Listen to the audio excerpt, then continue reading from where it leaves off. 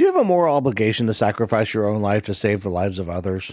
Welcome back to Lost in Games Unscripted, the series where I talk about whatever comes to mind at any given time. And today, we're going to be talking a little bit about something from The Last of Us Part 1 that has kind of had me thinking since I finished the game. And that's usually by design, but we're going to get into it a little bit more because it has to do with Ellie and the Fireflies.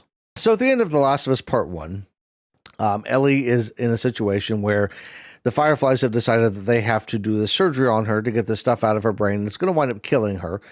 Their goal and what they say they can do is basically make and distribute a vaccine to the entire world. Now, Ellie's not given the choice of how to handle that, and that's a whole nother video to talk about. But let's pretend for a moment that she had been given the choice. What would be the morally right thing to do? Now, there's a couple of ways that I tend to look at these kind of things because realistically, morality is one of those things that is all over the place. There's a bunch of different ways you can look at it. You know, there is from a religious sense, there is a certain type of morality you can look at depending on what religion you might follow. But generally speaking, the two big things that I really look at as far as moral systems when I'm talking about philosophy and ethics or morals in general is deontology and utilitarianism. Now, deontology is a pretty straightforward black and white system, especially if you follow it in the strictest sense that you can't take another life, even if it means saving a bunch of other people. In deontology, it wouldn't necessarily be wrong for Ellie to want to give up her own life to sacrifice herself, but it would be wrong for the Fireflies to do something that would bring harm to her, even if it would mean bringing net positive to the world as a whole. Utilitarianism, on the other hand, is more of the needs of the many outweigh the needs of the few. Think of somebody like Spock from Star Trek, where it is a moral prerogative. You know, you have to, if the opportunity presents itself, the right thing to do would be to sacrifice yourself to save other people. And in this instance, that would mean that, in theory, following utilitarianism, Ellie would be morally obligated to sacrifice herself in order to save the rest of the world, especially if the Fireflies had a proven method. If we're assuming that they know for sure that they can create a cure or a vaccine and distribute it to everybody in the world in a global manner to fix humanity, basically. Obviously, if they can't do that, the whole idea goes out the window, because why would you sacrifice yourself if it's not to save everybody? Why should you go through that surgery? In that instance, the Fireflies are completely wrong in every sense of the word. But if they could, under utilitarianism, she would be morally obligated to actually go through that surgery. Whether she wanted to or not, the right thing to do morally would be to go through that. Now, the question becomes, what are the consequences? Because if we look at a more consequentialist view of things, if we look at what is going to happen to her one way or the other, obviously, if she goes through the surgery, she dies. That's the consequences, right? But if she doesn't go through the surgery, let's say she chooses not to. She's given the option. She says, no, I don't want to die for the rest of humanity. I don't care what the odds are. I'm not doing it. Well, now you get in a situation where it's more of a social stigma than anything else. There's no real, that's the thing when it comes to moral systems, is the only real consequences for not going through with a moral system or for not living up to a moral obligation. Well, those tend to be more social stigmas than anything else. Now, in this case, it would obviously be that Ellie would not go through the surgery and then other people would eventually die. There is that consequence there. And that blood would technically be on her hands. But again, there's no external thing outside of the social pressures. If she went someplace where everybody agreed with her, for instance, if she moved back to Jackson and they all agreed with her choice and they said, hey, we're glad that you decided not to do that, she might be okay for a while. Of course, there's also going to be groups of people out there that are going to find out and they're going to say, hey, wait a minute, she should have sacrificed herself. That's wrong that she didn't do that. And they're going to come after her. And that's ultimately where we get to when it comes to these moral things. The thing that drives moral obligation is society and societal implications of those things. The moral obligation that you lay on yourself is one thing. The feeling of guilt, if Ellie years down the line maybe would feel guilty because, maybe somebody came into her life and said, yeah, I had a son or daughter, or I had a friend, a close friend or a spouse or whatever that died, that got bit by and if you had just gone through and gotten the cure, that wouldn't have happened. Maybe she feels some of that guilt, but outside of that guilt, it's really the societal expectations that are laid upon you. When you think about it from a societal standpoint, a lot of the things that we consider immoral or unethical change over time. Even you look in the religious texts and you look back at time and you look back in the Old Testament of the Bible, and you see things that are just insanely immoral that you're like, why did this happen? But back then, for that group of people, for that culture, it was seen as perfectly normal. It wasn't seen as immoral. Over time, those values, those ethics, the situational ethics, all of that changes and morphs as society changes and morphs, and as we set our priorities differently. In the world of The Last of Us, the priorities would be survival. The priorities would be, just do what you can to get by.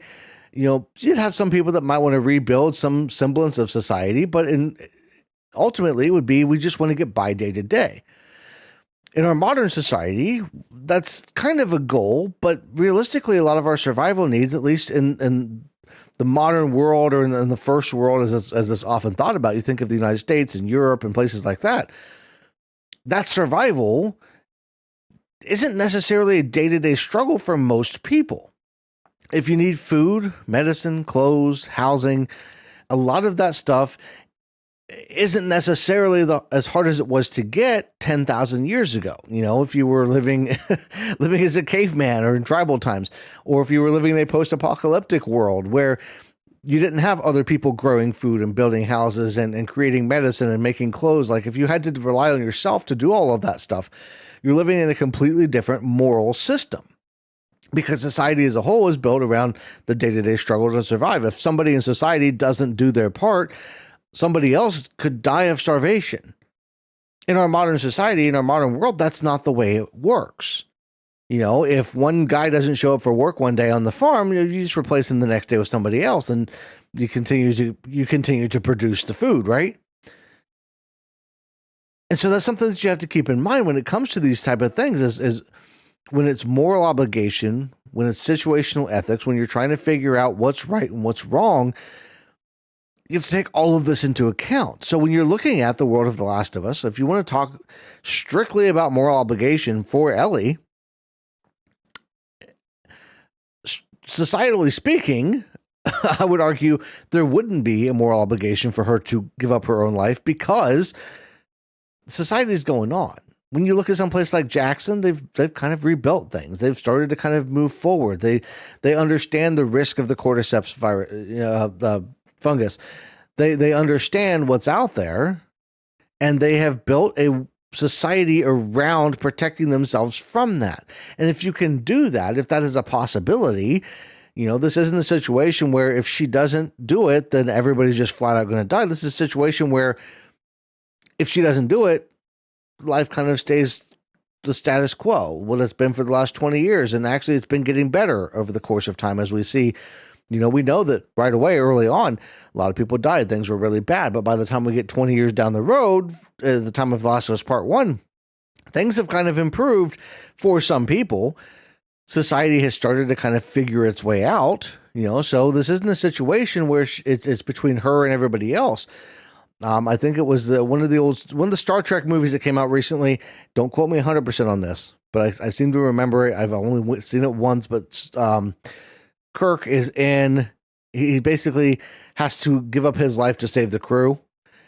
And if he doesn't give up his life, everybody dies.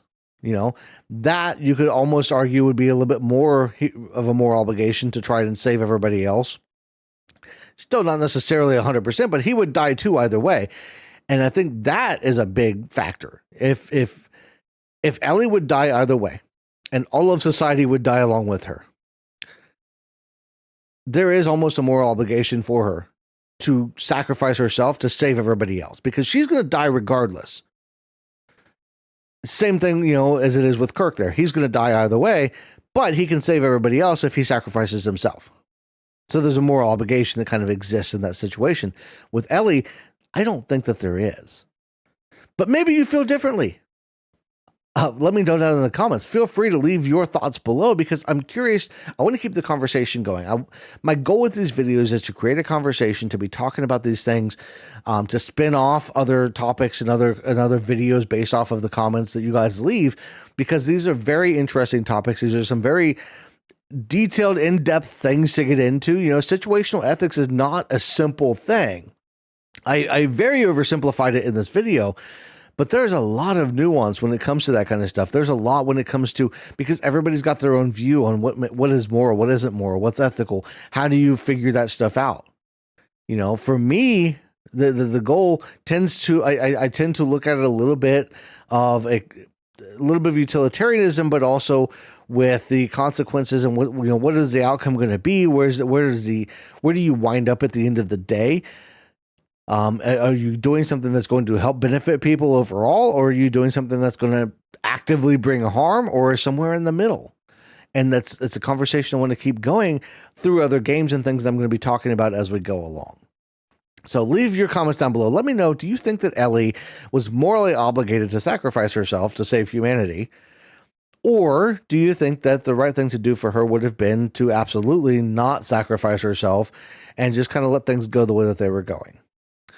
That being said, if you enjoyed the video, hit the like button down below. Subscribe to Lost in Games on YouTube for more videos like this, as well as my Philosophy and Ethics in Games series that comes out every Thursday. We're currently on Batman as I speak, covering the Telltale's version of Batman. Next up, we're going to be having the Cyberpunk. I've got Cyberpunk and Assassin's Creed Black Flag coming down the pipe, so keep an eye out for those as well. You can join the channel memberships or the Patreon if you want to help the channel out in other ways. Those are always appreciated, and they help me to keep making content like this and moving forward. So everybody have a great rest of your day. That's all I've got for this one. I will see you in the next one.